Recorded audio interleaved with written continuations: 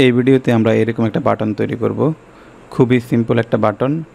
এটা একটা CSS button তৈরি করার একটা চ্যালেঞ্জ। আপনি চাইলে এই ডিজাইনটা দেখে নিজে নিজে একটু ট্রাই করতে পারেন, অথবা আমার এই ভিডিও দেখেও ট্রাই করতে পারেন, অথবা আমি কমপ্লিট সোর্স কোড দিয়ে দিব, ওই সোর্স কোড ডাউনলোড করে প্র্যাকটিস করতে পারেন।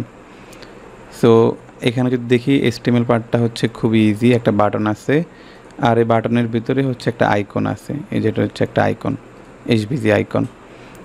আর সিএসএস খুবই সিম্পল একটা সিএসএস। আমি সব জায়গায় একটু কমেন্ট অ্যাড করে দিয়েছি, যাতে করে দেখলে বুঝতে পারেন কীভাবে এটা কাজ করে।